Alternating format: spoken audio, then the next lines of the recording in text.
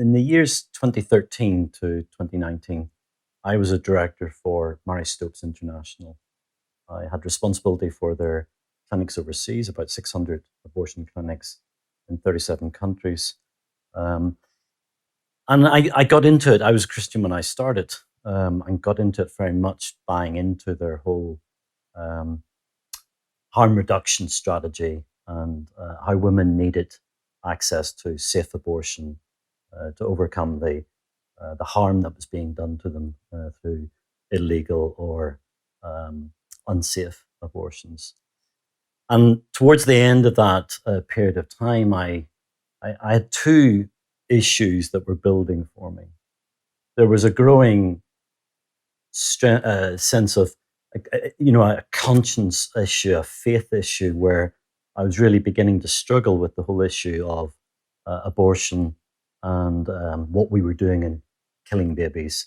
Um, and the other aspect, which probably for a period of time was even more to the front and stronger than that, was I had a real growing sense of unease with Mary Stopes' strategy of self-managed medical abortion. So they were very much from about 2016 onwards moving and pushing very hard for abortion to be moved out of the clinics. And just providing the abortion pills for women to buy and to have access to across the counter from pharmacies and local drug shops all over the globe. And that bothered me because women were no longer getting the care and the counselling or the clinical assessment or the aftercare that we had been providing in the clinic. So I saw this as a move very much actually into providing unsafe, unregulated abortion. I had difficulty from a public health perspective with that. And that was coinciding with this real conscience of faith. And looking back, I'm sure there were many people praying for me and wondering why I was even involved in the whole thing. So one day, I walking and praying about things, and I just decided, that's it, I've had enough. And I completed the assignment that I was currently working on, and I stopped. And for a period of time, I thought, well, what will I do now? Will I go and do something different? In fact, at that point in time, I very much wanted to move away and be away from abortion altogether and just go and do something else, go back into business consulting or whatever. And I, over the few months that after that, I just couldn't get away. And I had the sense that God was saying to me to get myself involved in helping with the pro-life and the anti-abortion lobbies.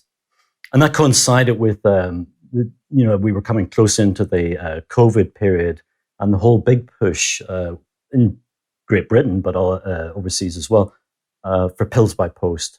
And this whole move from the clinical services that they provide here in Britain to just providing pills at home from a telephone call. So this whole back to self-managed medical abortion was coming back. And that was a point of inflection. I mean, that was something I could get involved in and get behind.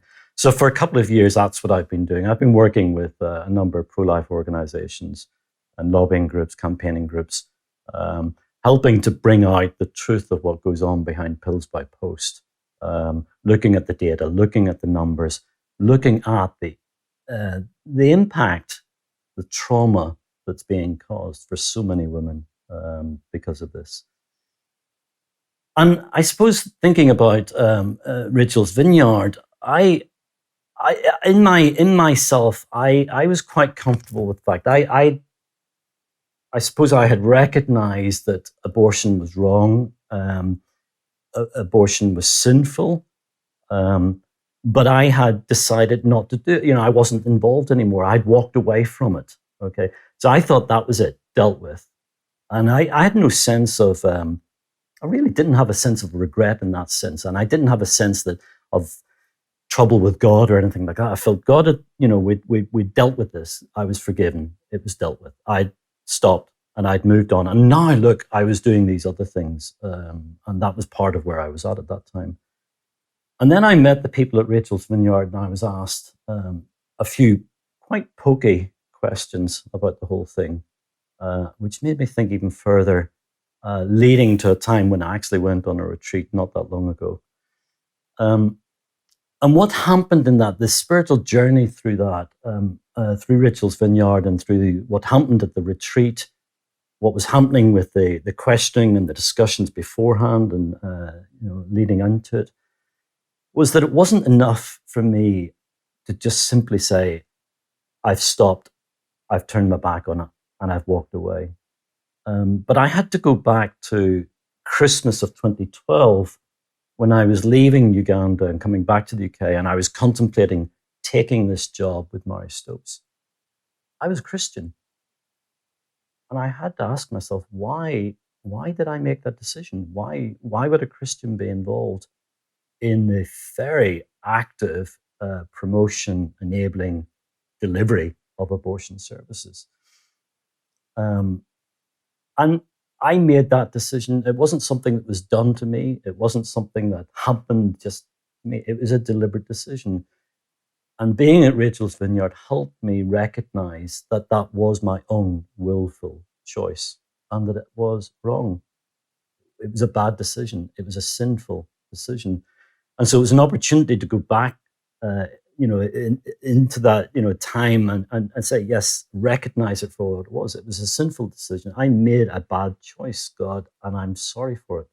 And just putting a name to it and recognizing it. And I find that really empowering. I find that really helpful. It was really helpful just to recognize that actually it was my own choice and it was a sinful choice. God's dealt with it, it's forgiven. But I've also recognized it. And I suppose, as people talk about, I got to the point where I've recognized it and I've forgiven myself.